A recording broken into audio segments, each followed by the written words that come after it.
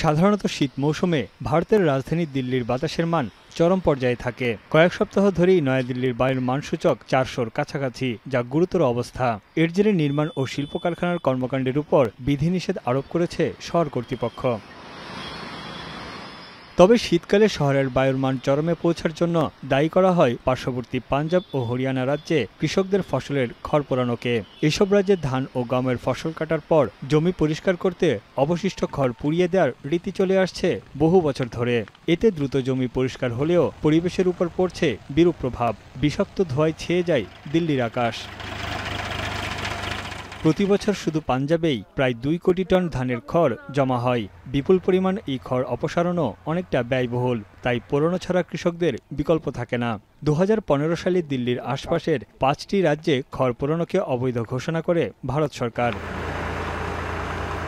এবার পাঞ্জাবের কৃষকরা জমি পরিষ্কারে বিকল্প পথে হাঁটছেন।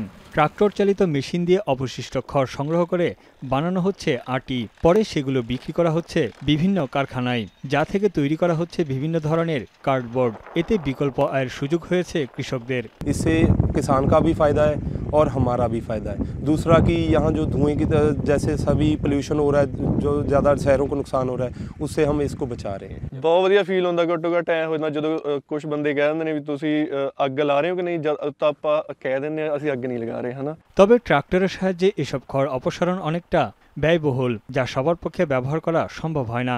এমন অবস্থায় কৃষকদের সহায়তায় সরকারের পাশাপাশি এগিয়ে এসেছে বেশ কিছু বেসরকারি সংস্থা। কৃষকদের মধ্যে সচেতনতা বৃদ্ধি ও আর্থিক সহায়তা দেয়া হচ্ছে। Not only sensitizing the farmer in terms of what are the better practices to go beyond setting their farms on fire and burning their stubble, we are also training them. We are training them on using farm equipment. We are getting the latest farm equipment developed. এদিকে এসব খড় প্রক্রিয়াজাত করে তৈরি করা হচ্ছে জৈব gas ও সার, যা কৃষকদের নতুন আয়ের উৎস খুলে দিয়েছে।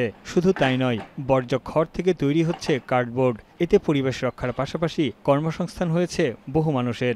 ਇਹ ਅਸੀਂ ਕਾਰਡਬੋਰਡ ਬਣਾਉਣਾ ਜੀ, ਉਰੇ ਗੱਤਾ ਬਣਾਉਣਾ ਇਹਦਾ ਜੀ, ਵੀ ਪੋਲੂਸ਼ਨ ਨਾ ਫੈਲੇ ਜੀ। ਪਰਾਲੀ ਦਾ ਅਸੀਂ ਸਮਾਧਾਨ ਨਿਕਾਲਿਆ ਜੀ, ਵੀ ਨਾਲੇ ਤਾਂ ਪਰਾਲੀ।